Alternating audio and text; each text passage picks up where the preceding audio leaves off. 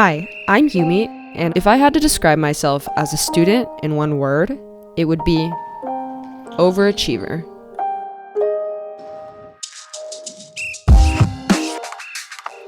Welcome to Gym Shorts, a podcast by Ophea. We're a Canadian charity that prioritizes student health, well-being, and belonging in classrooms, schools, and communities. For over 100 years, we've been working to make gym class every student's favorite part of their day.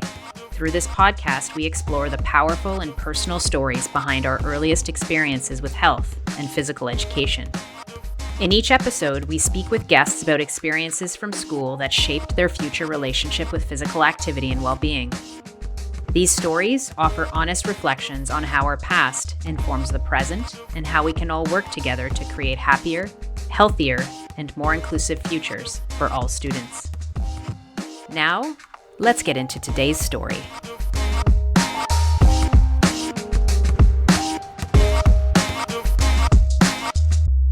Hi, I'm Tammy Shubat, Chief Strategy Officer at Ophea. Before we begin, a quick note.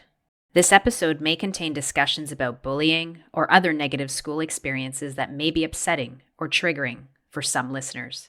We encourage you to take care while listening and pause if you need to. With this in mind, let's begin today's conversation.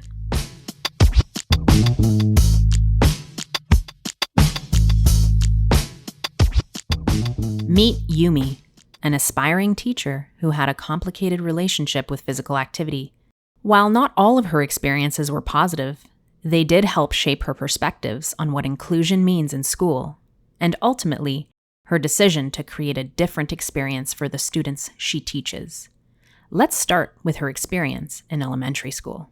I didn't become interested in sports until I was maybe 10 or 11 when my dad started to teach me baseball and basketball, and it became really clear to me that I was really naturally bad at this, but that if I worked really hard, I was determined to get good at sports and be an athlete.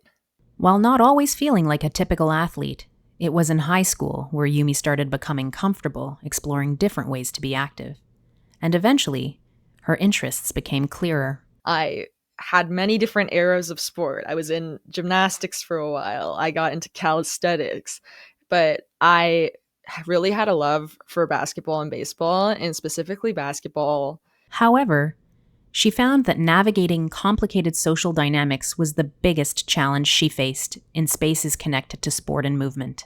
It turned out to be something that was very catty and had a lot of gossiping, was very competitive within the team, which is now something I've learned that sometimes because girls are so oppressed in sport and always feel like they have to prove themselves, they end up just getting pinned against each other when they're in all girls environments because they constantly feel like they have to prove themselves. So they end up just like fighting with each other. I was like, guys, we need to chill. Like everybody's got to get along. We got to work together. But no, everybody was just like bitter about whoever was the best.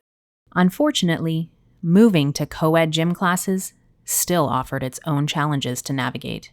In co-ed phys ed, I had very interesting experiences with boys taking on a lot more leadership and, of course, just the typical, like, not passing to girls, not believing in girls. With that, Yumi decided to revisit her love for team sport. The first opportunity was a chance to try out for the baseball team, the all-boys baseball team.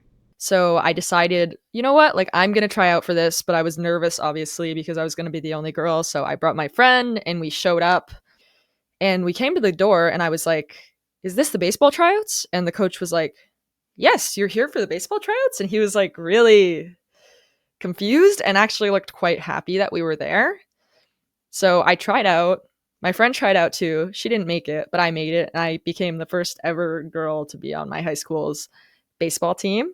A huge achievement for someone who once considered themselves a non-athlete.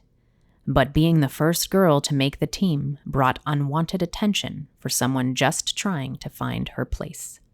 I was really happy about it at first, but then now looking back, you can't just have a girl come into a space where only boys have been and expect her to feel welcome and feel like she belongs on the team without proper coaching and without proper integration of this person.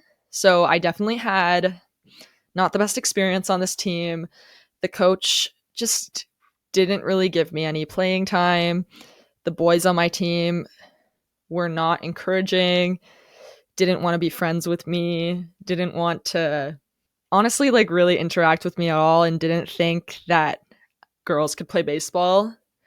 So I ended up just quitting the team because I didn't feel seen or accepted or useful in any way.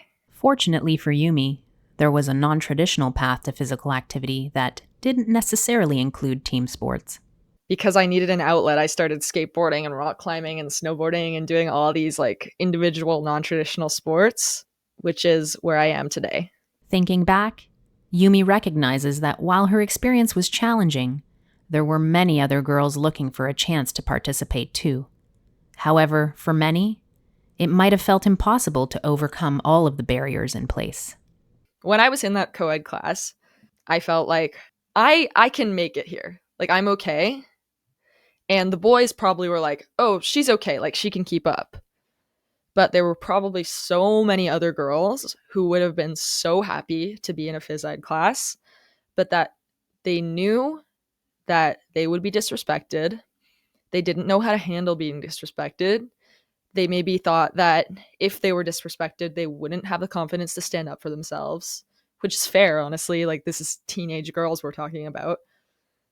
And more of the story, I think I knew how to handle the environment because of all the experience I had, but that didn't make it a happy place for me to be.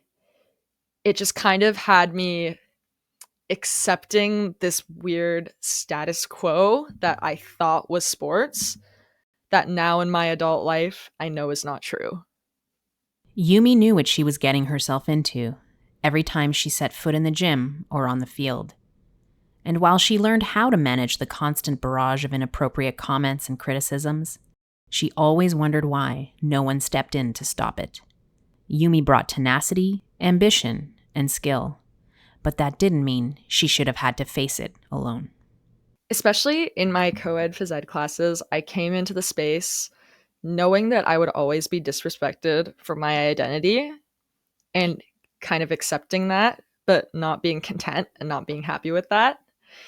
And it's just unbelievable because now, with the knowledge that I have today, it's just so diabolical to think that someone is coming into a physical activity space and just knowing that I'm going to deal with this no matter what.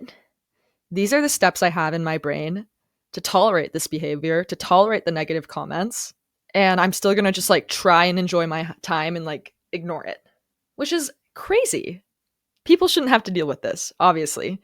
And this is coming from someone who has dealt with it a lot, and it did shape the person I am today, but at the same time, could have definitely gone without like being told that I shouldn't be playing baseball, being told that I should go and make a sandwich for my teammate instead, being told that if I'm playing baseball, it means I'm sexist because I'm taking away from the boys. Like, it's ridiculous. Nowadays, in her own physical activity communities, this type of behavior is unacceptable, and everyone knows it. From her experiences, Yumi has accumulated building blocks that have helped formulate her as a leader, shaping environments where prioritizing respect and inclusion are non-negotiable. And I think I kind of realized how ridiculous this was, especially when I started teaching skateboarding and kind of formed my own physical activity community and found out that if we just establish in the space that this is not tolerated, then people won't do it. And the people who can't tolerate this will leave. And that's fine. Of course, it's a little bit different in school. You can't have people leave in phys ed, but you can insist and expect people to treat each other with respect. You can insist that people work together and encourage each other and establish a norm of camaraderie and encouragement and accepting that people have different strengths and different weaknesses because they're different. And that is a positive thing, not a negative thing. Yumi has honed in on what it takes to create an inclusive space for health and phys ed, and she's willing to stand up for it, because everyone deserves access to spaces where they can move and belong.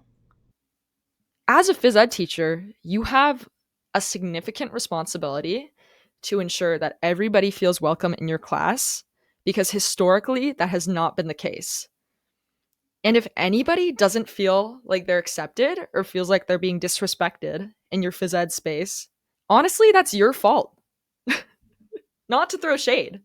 I'm just saying, I'm going to be a phys ed teacher, and I am very ready for people to come to me with issues in my class. And I'm very ready to feel insane imposter syndrome and be insanely concerned about doing a good job of teaching phys ed, especially in a co ed environment. It's very difficult. But you have to have special qualifications to teach math. You have to read the textbook, you have to know how math works. Part of teaching phys ed is you need to understand these power relations and these dynamics that happen in sports and physical activity environments, and how people have been traditionally just ended up disengaged from physical activity, and how you are going to create a space that is going to make everybody feel welcome, no matter how they're coming into the space, what experience they have, their identity, etc.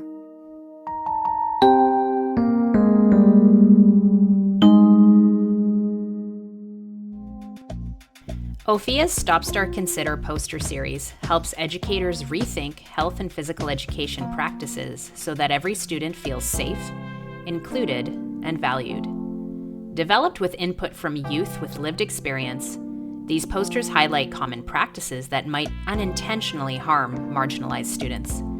They also offer practical alternatives and next steps that will help spark change in classrooms and gyms. We currently have posters on disrupting anti-Black racism, disability-centered movement, gender inclusivity, and honoring Indigenous cultures. Want to start conversations in your school community about equity and inclusion? Download and print the free poster series from the link in the show notes. We're back with Yumi. Thanks so much for taking the time to chat with us a little bit more. You did such a great job sharing your story, and I really loved hearing your advice for teachers. And the one word that keeps coming into my head is acknowledgement and wanting to feel welcomed into new spaces. Can you tell us a little bit more about that? Literally just me and my friend were talking the other day, because I just moved from Toronto back to Richmond Hill, and we were like, oh, we really want to play like some drop-in basketball. Like, where can we play drop-in basketball here? And I was like, oh, like this community center does one at like 8 o'clock on Wednesdays. And then she was like, nope, we can't do that. It's just going to be teenage boys and they're just going to hog the ball and we're not going to be able to play. This expectation is just like, yeah, this is how it works. Don't complain, especially if you're a woman who's trying to play sports. Take what you can get. And if you don't like it, get out. Like, you don't deserve to be here, actually. I actually think the people who succeed in these spaces have managed to crack the code. I feel that tension as a parent. Like, I have a 7-year-old daughter who's trying to find her way in physical activity, and I often feel that tension because I want her to fit in, but I still want her to be herself. And I'm always trying to balance these two things because I know the environment is never really going to change for her. I want her to fit in, but I still want her to be strong and brave and resilient in this type of situation. Exactly. And it's so difficult because, like, I'll use the example of skateboarding in this. It's like, I've built like a lot of community in skateboarding, but honestly, when I'm going out to skate on the average day, I don't have a lot of friends that I'm like, yeah, let's go skateboarding. Because every time I meet a skater, I'm always like, oh, actually, like, now that I've gotten to know you, like, you just watch everything that happens at the skate park happen and you don't do anything about it. And you accept this behavior. And it's like, I have two choices. I either befriend all these people and become a bystander myself and just ignore everything and try my best to succeed in the space, even though I'm really just being respected for assimilating and not for who I am. Or I don't accept any of this and low key continue to make enemies in physical activity spaces because I expect more. As a result, you've created spaces like Queer Skate that focus on culture being a big part of the experience. How do you feel about bringing that approach into your teaching? I am actually in my deep down, as I said, expect so much of teachers and think that they are actually capable and so much more than what they do, that I'm actually terrified to become a teacher because I know I'm going to expect so much of myself. I know like the first couple of years of teaching are just going to kick my butt because it's hard. It's so hard. And like in public school, secondary, I'm going to have 30 kids. I'm going to have an hour and I have to make everybody feel belong. Like that's really hard. But that doesn't mean it's not incredibly vital. Sometimes I think the challenge is how we measure success in phys ed class. I wonder if we change the metric from something like 25 smiling faces to something that's more focused on engaging the kids who typically don't feel engaged. I wonder what that could look like. Yes. And I think this is something that me and my dad discuss a lot. For those of you who don't know who are listening, my dad's also an educator. He works with me on York Skateboarding and he's a member of the board of directors on Ophea. This is a skateboarding example again, but can be applied to anything. Usually, when I go to the skate park, I'm the only girl or the only racialized person, the only queer person, etc. And I remember when me and Lucy, my little sister, who's like 7 years younger than me, used to come to the park and would demand, my dad would step in and demand that people would move out of our way so we could take a turn, demand for us to have space. And he would always say to us, like, these people have consistently been awarded the opportunity of this space, consistently been able to use it to its fullest potential, and consistently felt like they belong. And there is nothing wrong with you, for once, being the priority and taking up space in the space, taking up resources. And just like that can be applied to education, there's nothing wrong with prioritizing people who have usually and traditionally not been welcomed in the space, and even letting other kids know, saying, if they complain, hey, no, you consistently get a lot of action in this game. You consistently are constantly getting past the ball. Think about the people who aren't getting past the ball. Think about the people who don't have opportunities. I think that's also an important conversation to have with kids. I think mentorship is an important concept for educators. Through your story, Yumi, you told us about how you overcame a lot of adversity, even though you had experiences that were often negative. Did you have any role models along the way who stood out to you? I think one of the first ones was when I was a teenager and I was just starting skateboarding. I got a few lessons from this guy named Yash, who's a skateboarding instructor. His organization is called Impact Skate Club, and they've been doing it for probably over a decade. And they were honestly just like the framework for how we wanted to create York skateboarding because we saw what they were doing. And then we saw that demand in our community. And we were like, we need to create something like this because it's so powerful.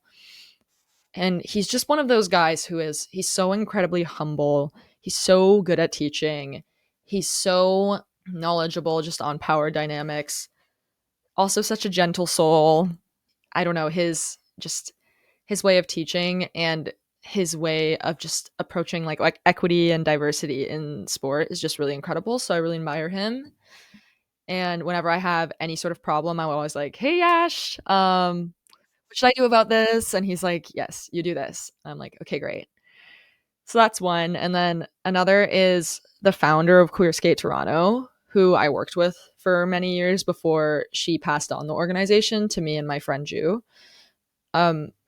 Was just like so incredibly intelligent of how you navigate physical activity spaces as a marginalized person and how you create exclusive spaces where people feel safe and included and involved. And her incredible leadership and the way that she would stand up for herself, even though she was so marginalized in skateboarding spaces, and how she would stand up for her community is just like still something that I look up to this day. And I think she's amazing.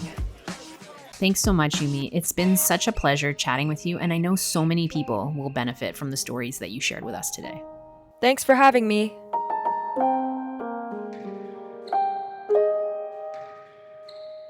This episode was hosted by me, Tammy Shubat, and was produced by Mike Meehan. Our theme song and music was written and performed by Ron Kelly.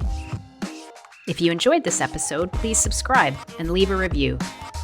Your support helps us grow and reach more educators, students, and changemakers.